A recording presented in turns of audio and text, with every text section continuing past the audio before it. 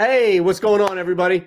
Thursday, which means we've got Thursday night football, we've got college football, we've got baseball, and somewhere on the planet, Brad has already placed a soccer bet. You can rest assured all of that is good to go here at Mr. Brad Thomas, at Eric Lindquist, at shanderbets, James Straight's producing, and you and the GoldBoys channel hit that thumbs up button. Hopefully, we'll give you a reason here to subscribe and following along on OddsShopper at OddsShopper. Gentlemen, I don't know. Maybe it's just because it's the NFL. We do have a couple of Marshalls in effect, right? So there's some college happening here along the boards. But how we doing? And are we on the public side, which is to just poo-poo this football game, or are we on the sharp side, which is this game may be a little more entertaining than people think? Well, it's definitely not going to be entertaining, right? But does that mean we're not going to be entertained in winning money? Two totally different things.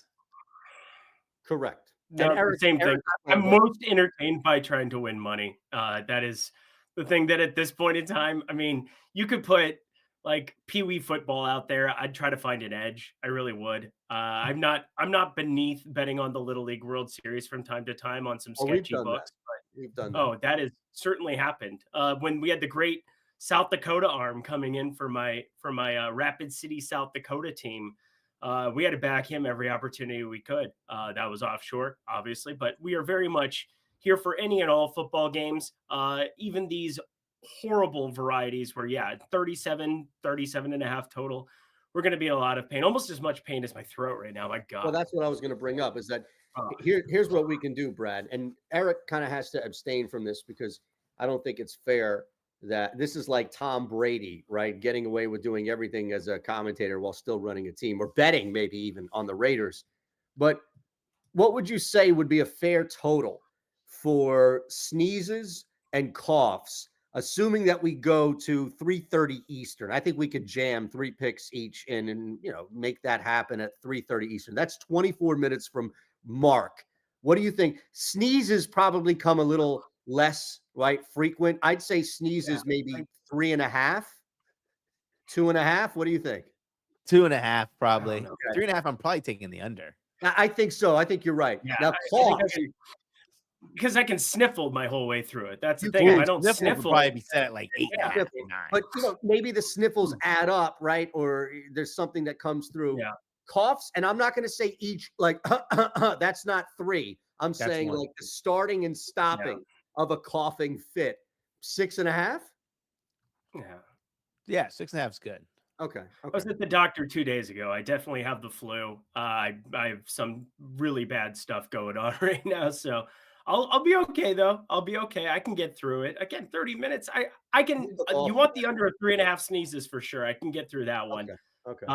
As far as word count, probably going to be the least amount you've ever heard me talk in your entire lives. So enjoy Eytan Shander's rants because we're going to allow him to go full Eytan today. Not to go full Ron Burgundy on you, but I don't believe you. When you tell me that you will not be as wordy because you wouldn't be here. The fact that you're here means you're ready to talk. The fact that I'm here means that I'm a professional and nothing can stop me. This is my Brett Favre, my flu game. This is my Michael Jordan in Utah flu game. Let's go. I got you. All right. Let's look at how we did straight, if we can, last week on Monday, ahead of Monday Night Football, and then we'll jump in here for Thursday Night Football. We've had a pretty good stretch as far as show-wise, I think, overall. Now, shout out to Lindy. I don't know where it was. Was it you went 0 for 3, but I don't know where it was in the Discord, if it was pregame or if you caught something live, but you did have the Bills on the money line, so it wasn't a total loss. That ended up being my biggest play, which was nice. Exactly. I didn't put it here because I felt like we would be just entirely centric on it, and I wanted to talk some MLB for the people. Gotcha. MLB did not go well this specific day, that's for sure. 2-1 for me. Brad went 1 and pending. Right, because you've got college football coming up, and then Eric just maybe that was the start of the sickness, Brad, where it just took over his brain. Yeah, he's probably like, sometimes you're fighting demons, and sometimes the demons win, right? Like that was the sickness creeping into his brain with all the bad thoughts there. Yeah, and then I wake up Tuesday and I'm on my deathbed because I looked at this card and vomited. Yeah, it's pretty bad, man. It's pretty bad. All right, well, let's look at this here. We'll open this up. Brad, as always, we'll go Brad, Eric, Eytan, in case you're new to the show. Again, thumbs up, subscribe here to GoldBoys channel at OddsShopper on Twitter. Take it away, Brad Thomas. Whoop, whoop, whoop. I'm betting this game. I'm betting this game. I'm betting this game. That's Thursday Night Football. I love it. I'm going to take the Denver Broncos -2.5. And, you know, you kind of have to. I know the Denver Broncos are going to be without Mr. Patrick Surtain. But on the other side of the ball, we have Spencer Rattler, who's quite not ready, right? You know, he might be the future of the team, but not there yet. They are missing Olave in concussion protocol. Shaheed just had successful knee surgery. The defense is not good. One of the worst in the league. Like, when I was looking at their pass rush number, was like dead last in the NFL. Something that I was really shocked about. I think the Broncos, this is their opportunity to kind of lean on the Saints and put a little pressure on them. I like this number a lot. I think they can also pick off Mr. Rattler a few times here. It's my first bet of the game. All right. Look, I don't think it's crazy by any means, and it's going to tail into what I have to say. So I'm not going to go too deep into response because I think we're on a similar vein, and they probably correlate more often than not. But no shame. Look, you're under 3. So you're automatically in a good spot, regardless if people out there don't like the play, they have to like the number. What's up, Pete? What you got?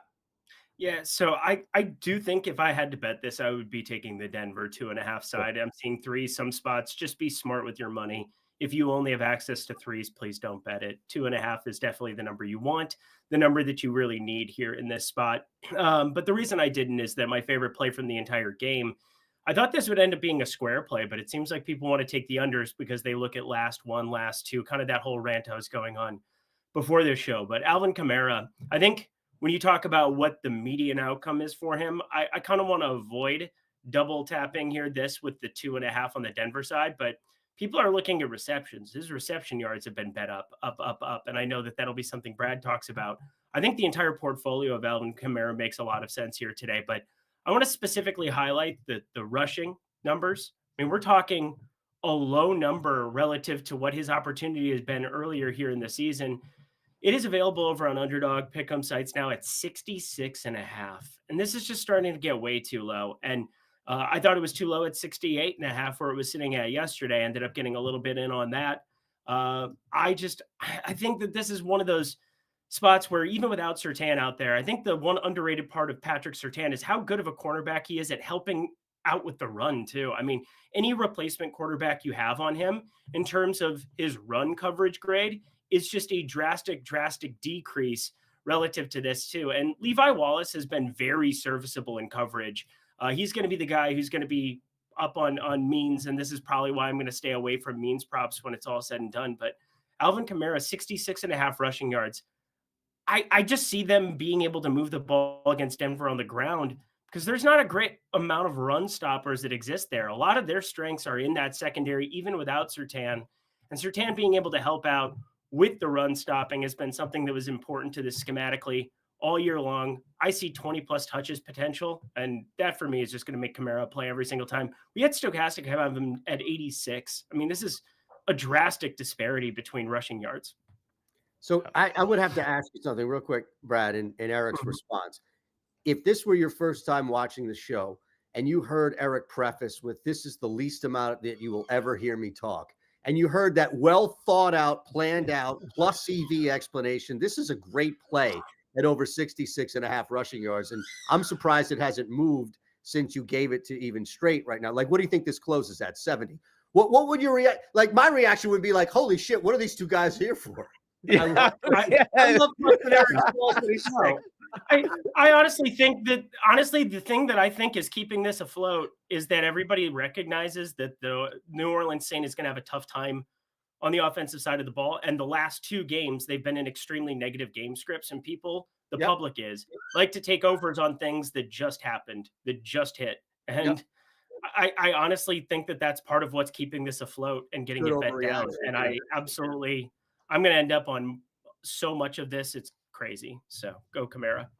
All right, let's keep it moving here. For me, I'm going to go back to the game itself. It's the only side/total, and it's prime time. So I'm pretty heavy on these outside. Like, I would really need a strong reason. Doesn't mean I blindly play it to not go under. You've got 2 young quarterbacks, first time on the short week. We know that. I do think that you're going to see both guys actually throw.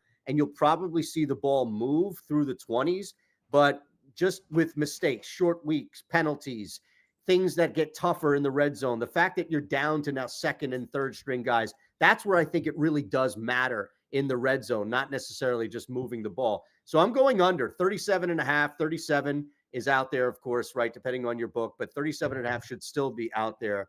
And I think the biggest thing is looking at also New Orleans dealing with backup offensive linemen. Kamara is so dynamic. I think you can work around that, especially on the ground, but it's probably keeping people away from taking that to E's point. And then, the other thing too is Surtain is out. I get it. And that's something to bring up, but he would be going up against backup receivers. Shaheed and Olave are out. So you're telling me that Mosley and a backup cornerback can't go up against two backup receivers? Like, I don't think that this automatically means, oh my God, you're going to see all these points. I'm under 37.5, 37, depending on where it is right now in this game. I agree with that. Under was my initial look for this game. But I think it correlates with where you're going, right? Because the Broncos would get to Rattler before I think the Saints get to Knicks. Yeah, and the Broncos are an under team first and foremost, and secondly, the Broncos get a lead. They're not just chucking the ball down the field; they are slowing this down and running it as much as possible. I'm gonna go to my play, Alvin Kamara. We talked about this on the Gold Standard on Monday, was it? Where I couldn't wait for his rushing and receiving numbers to come out. 85.5 was the first projected numbers that came out, and it ended up being 100 for rushing and receiving. But I thought it was closer to get the 40 at plus money for receiving yards. I just lost my train of thought. Alvin Kamara, 40 plus receiving yards, plus 125. He's seen at least 8 targets in 3 straight games, which is just volume is there for him to go over this number. And when you're missing your 2 wide receivers, I don't care that Bub Memes saw 8 targets or whatever he did last week. Alvin Kamara is still going to be the trusted guy. They're going to try to get the ball in his hands. While the ADOT might not be very high, he still has high likelihood to go over. All it takes is maybe 1 or 2 to go a little bit further than you'd probably expect. Just have him out on the field, baby. Have him out on the field. I would be shocked to have him have less than 20, 25 touches today. Yep. Like, it'd be a terrible game plan for New Orleans, not to just, I know it's a short week, but he had a pretty limited workload last week still. I mean, 21 total, 8 targets, 13 rushing attempts. He had 11 rushing attempts the week before. And then Taysom Hill gets dinged up. So, I mean, Kamara is going to be on the field in pretty much all circumstances. There's those stupid goal line packages that always have Taysom Hill that we don't have to think so much about here because it's Juwan Johnson and Foster Moreau that'll be out there. And Kamara, I like that too. I mean, again, I'm just all about the entire portfolio for him. I think the thing that gets me nervous is when you start to see 108.5, 109.5 now for the ensemble. So I do think taking them individually makes some more sense. You can get plus money attached to one side of it. Like this, like if you took my 66.5 and you took that at minus 110, which is what it currently sits at, or 67.5 currently mainly minus 110, and you take his plus 125 at 40 plus, that's a better bet than taking 108.5 at minus 110. Wouldn't you agree? Yes. Yeah, absolutely. So this is my favorite play of the week.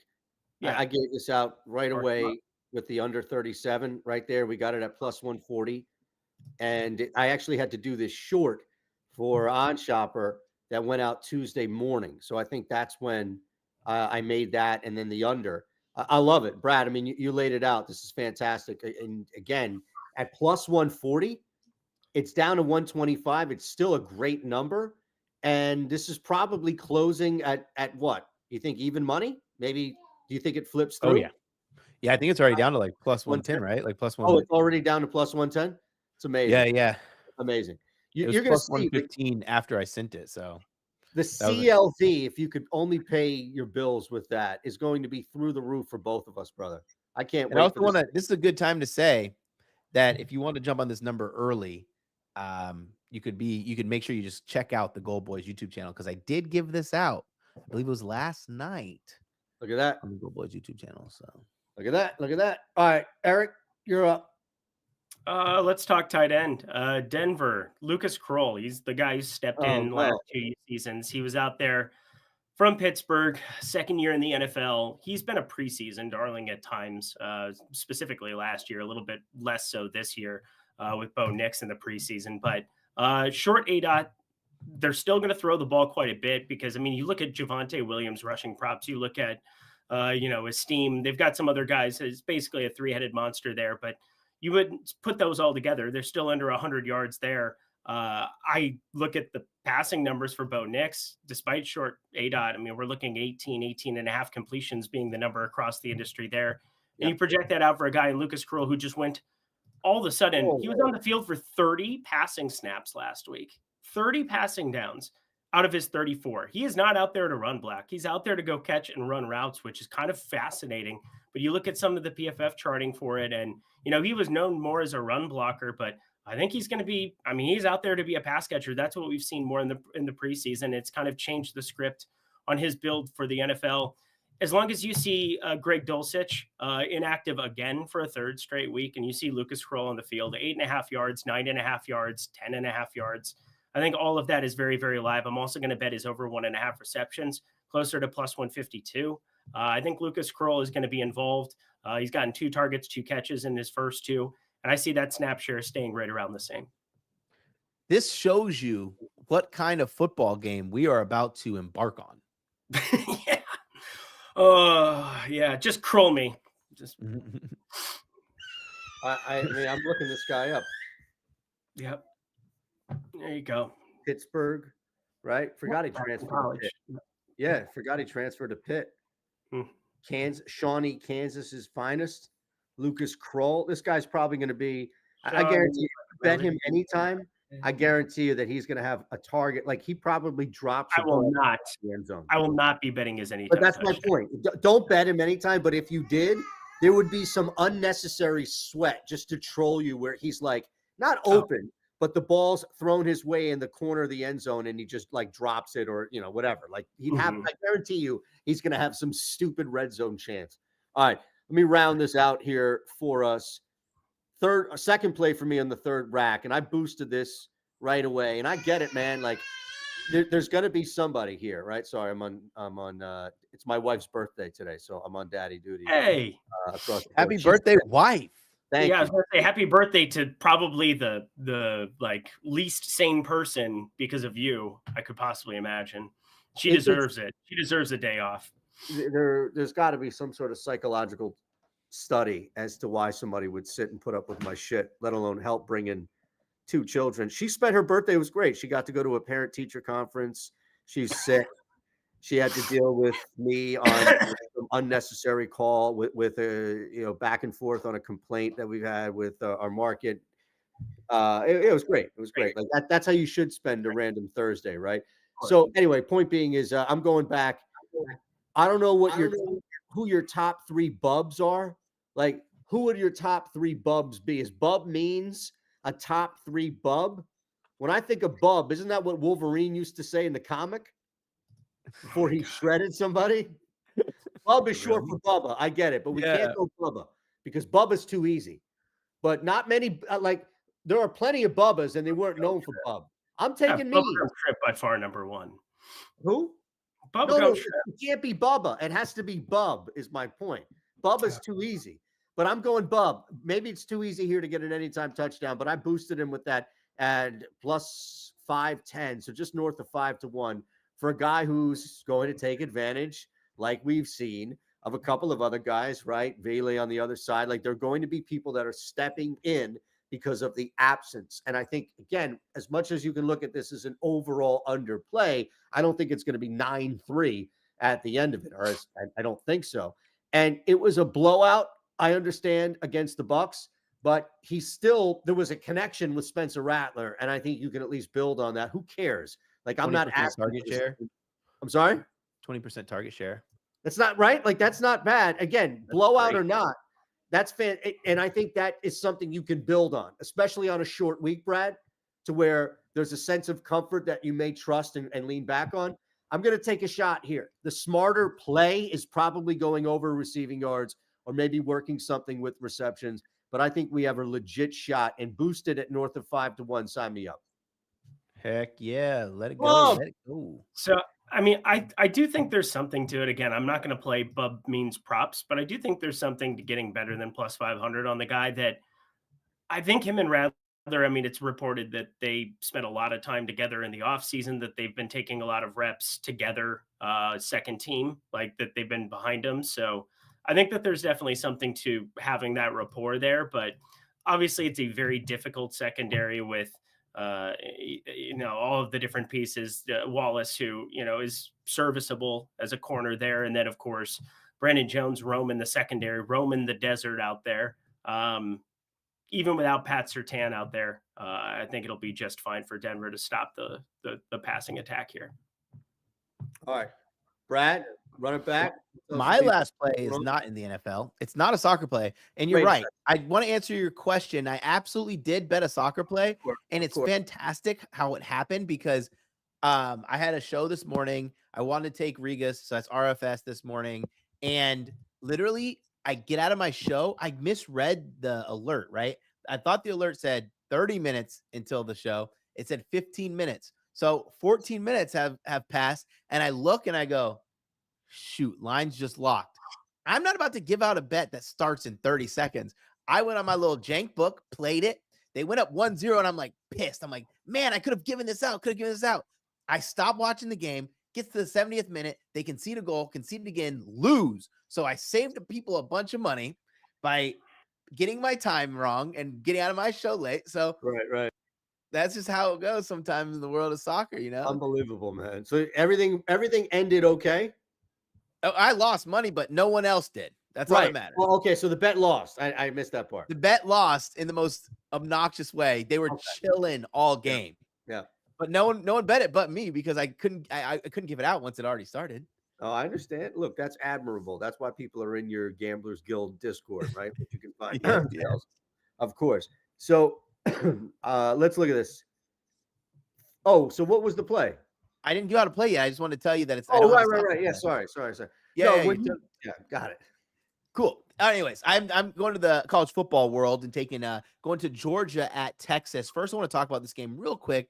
I think people running to the window to bet Texas is a little absurd, maybe because it was 2.5. Now it's to 5.5. So just think about there's nothing that's changed that much to move a team 3 points, right? Yeah, Georgia lost to Alabama, but that was a really good effort by Alabama in that first half. But I do believe Texas will have the lead in this game. And it kind of leads to me to where I'm taking. In my notes specifically, I said, so far for Georgia, the run game isn't working, right? Texas is very good against the run. Third, 19th in the country in success, which basically is explosiveness and EPA. They're 9th in the country. Big guys on that D line. So it's not like Georgia's good already. Now they're going against a team that's probably the best run defense that they've played so far. So it's going to be a lot of reliance on Mr. Carson Beck. I'm taking him over 265. Sorry, the line moved when I 265 is what the line's at now. Excuse me. So far, he's already hit this number against Clemson, hit it against Alabama where he threw for 400, hit it last week against Mississippi State where he threw for 459. What's cool about Mr. Beck, and this is where you got to be careful when you go on social media and you just read what people comment, right? A lot of people talk about he's not a good draft prospect, blah, blah, blah, blah, blah. Most of that stuff is BS, and people are just saying that because they have some kind of hate for Carson Beck. Carson Beck so far this season, 75.6 adjusted completion percentage, 9.9 ADOT. That's average depth of target. He's already thrown for 1,800 yards this season. Time to throw under 2.4 seconds means not only is he not holding on to the ball, he's getting the ball out quickly while throwing it down the field. And completing those passes. That's a very tough skill set to have. One of the best quarterbacks under pressure as well. So I think this game just screams Carson Beck big time game, regardless of the outcome, right? Even if Georgia get blown out, they're not going to just put their tail between their legs. They're going to try, because against Alabama, they were down 28 and they came back and held the lead in the fourth quarter. It's Yeah. perfect. It's 265.5 on Yeah, Underdog as well. 265, right. Okay. Fire that up. I'm actually gonna add that with my Chimera and Kroll because that just seems like a lot of fun and community parlay. It feels good. Beautiful. I baseball wise, the prop market has been horrible the last couple of days in MLB. It's been really, really tight. We've seen some inflated numbers. Now, Aaron Judge is now sitting at plus 310 at Fanatics. If you have that for a home run, I looked at that. Plus 285, anything I have available to probably a little bit more fair. But I'll rerun the prop stuff here in probably half an hour. But right now, Yankees money line. I think that this is a team that hasn't even gotten the best out of some of their key contributors, specifically Aaron Judge. Finally went yard for the first time, for a guy who had 56 homers in the regular season, had played 7 games consecutively without going yard. It was about time he was what the kids would call due. And he went, I think we're going to see this entire top of the lineup. Cleveland's just a little bit overmatched, and they can't even get to Class A. The strength of this team is winning close ball games. Like they've found ways to win 2-1 ball games, 3-2 ball games throughout the postseason against Detroit and the Lightning, the tail end of the season, and the AL Central, which became the dynasty of besides the White Sox, of course, became the premier division. I think the Yankees money line is a little bit undervalued here. I know it's on the road, but the Yankees fans are still going to show up in the ballpark to some extent. And I don't really think when you're talking about 2 specific pitchers, Matthew Boyd, I don't know what his workload is going to look like. He's been lengthened down spots. It was an elimination game, so I'm not going to hit the panic button there. He's been good in these limited samples, but God, the Yankees just have full disposal of every single arm. They get a day off, so any type of bullpen stuff, utilizing their main pieces at the tail end of the last game doesn't even matter. And Class A hasn't pitched for 4 days now, so it's a weird one for me to see New York money line sitting at minus 105. That is at Circa. That is where I was able to get this. You can get this in a number of different places, but New York Yankees money line, anything inside of minus 112 would be a play for me. Okay, you're right. It's been tight, man, as far as just player props in general. I know trying to squeeze in there, unless, even it's tough. Even in the first plate appearance streets, it's been scraps. Oh, right? has it? That's so shocking to hear. No, I don't know. I mean, I can't even tell you. It might even be a Mookie Betts the next time. Honestly, I think there's got to be something to the weather being a positive for the Yankees too. Like colder weather, you'd be like, oh, but it doesn't allow for some of the hard hit balls from lesser beings of Giancarlo Stanton, Right. Juan Soto, and Aaron Judge to leave the yard. And I think it plays perfectly into how the Yankees are constructed. They have guys with 55% hard hits. There's one guy that isn't a platoon guy who has the hard hit ability there. It's Jose Ramirez. Otherwise, Manzardo, he's a platoon guy. Noel, he's a platoon guy. I mean, this is just, it's kind of unfair to have guys that even in 68-degree weather, they hit no doubters. Yep. No, I get it. All right, last one for the board here. We'll keep this up real quick. Let us remind you what's going on with BetMGM and GoldBoys. This is a solid opportunity. We're going to run this clip for you and get you on out of here.